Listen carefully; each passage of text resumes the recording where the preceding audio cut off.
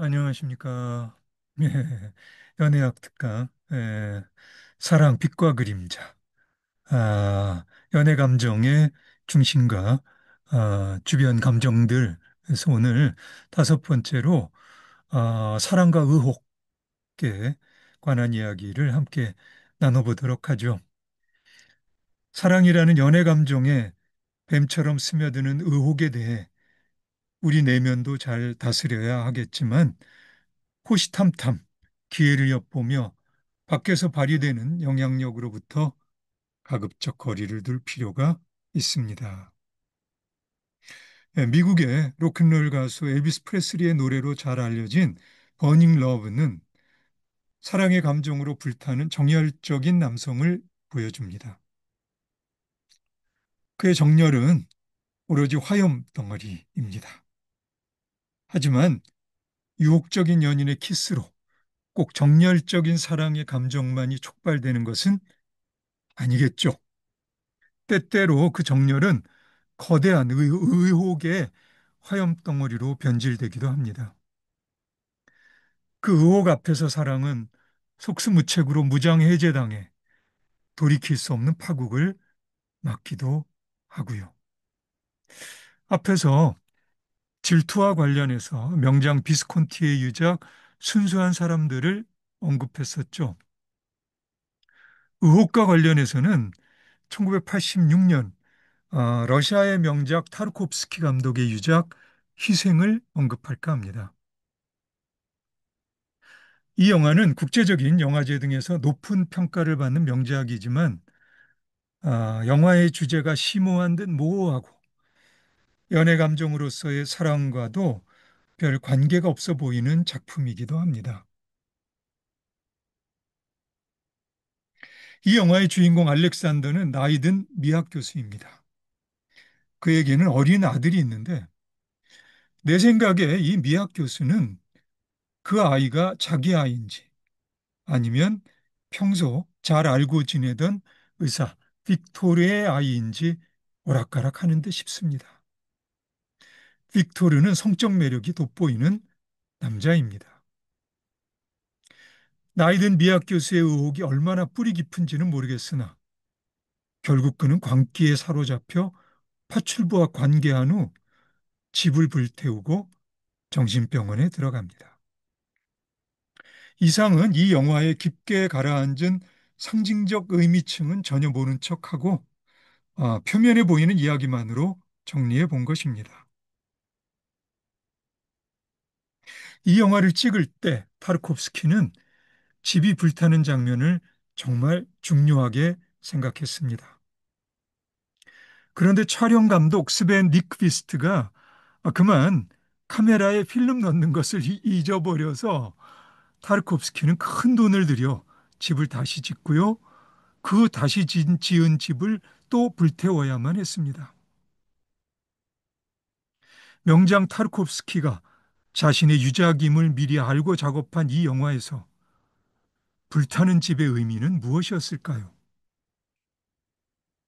타르코프스키는 삶의 마지막 순간에 불타는 집으로 세상에 무슨 이야기를 건네려고 한 것일까요?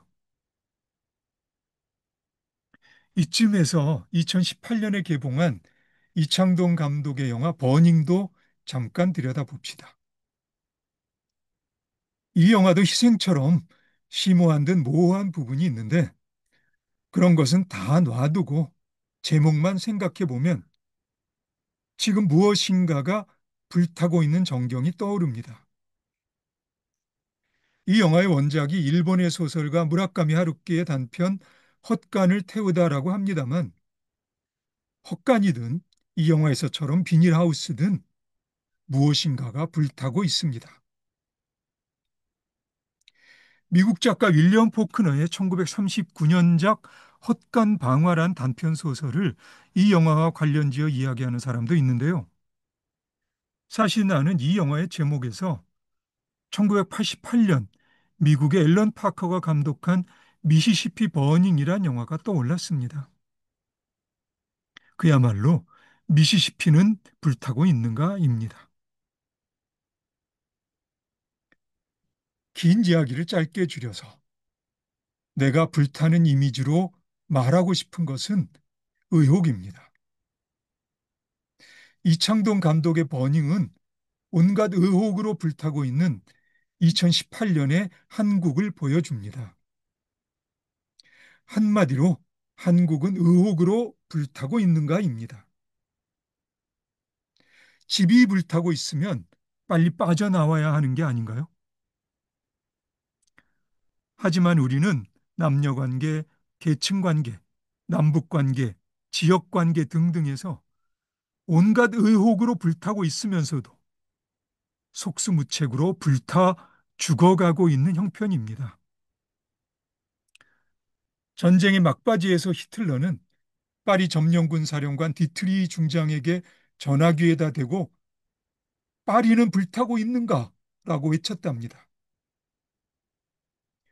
뛰어난 감독이나 작가들이 저마다의 방식으로 말하고 있는 것처럼 의혹이 전쟁을 일으키기도 하고 작게 시작했다가도 궁극적으로는 주저없이 세상을 불태우기도 합니다. 어떻습니까? 연애 감정으로서 사랑이 부추기는 의혹은 단지 자그마한 것일까요? 연애 감정으로서 사랑에서 비롯하는 의혹의 절대 강자는 셰익스피어의 오셀로입니다. 오셀로가 누군지는 다 잘 아시죠?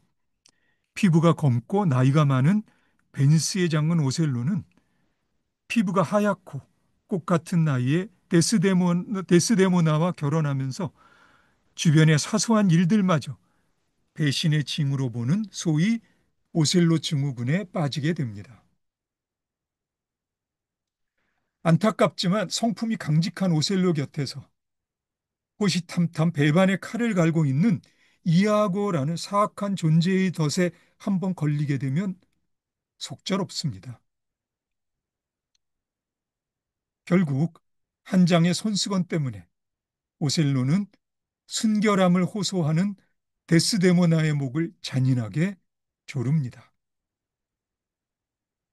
셰익스피어의 이 희곡은 지금도 세상 어디에선가 무대에서 끊임없이 공연되고 있습니다.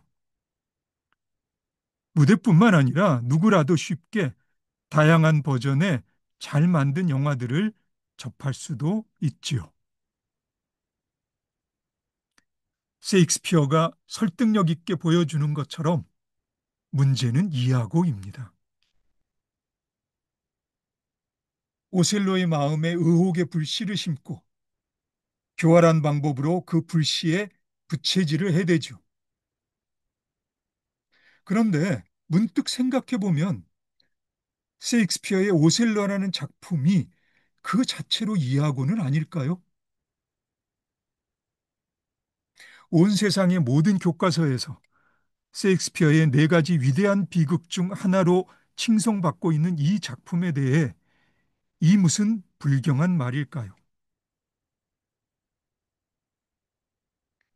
하지만 나로서는 잘 만들어진 오셀로라는 작품을 접하는 관객 중에 오셀로가 데스데모나의 목을 조르는 순간 자기 손에도 힘이 들어가는 관객을 생각하지 않을 수가 없습니다. 셰익스피어의 작품을 칭찬하는 일도 중요하겠지만 그 작품에 내포된 위험한 영향력을 경고하는 일도 못지않게 중요할 겁니다. 사랑이라는 연애 감정에 뱀처럼 스며드는 의혹에 대해 우리 내면도 잘 다스려야겠지만 호시탐탐 기회를 엿보며 밖에서 발휘되는 영향력으로부터 가급적 거리를 둘 필요가 있지 않나요? 예, 예, 그럼 오늘은 여기까지 할까요? 예, 그리고 우리 다음에 다시 만나서 너는 내 거야. 사랑과 소유욕, 예, 연애 감정의 중심과 주변 감정들에 대한 우리 테마를 계속 이어서 나가도록 합시다. 예, 그럼 오늘은 여기까지 하죠. 자, 오늘도 수고 많으셨습니다. 그럼 우리 다음에 다시 봅시다.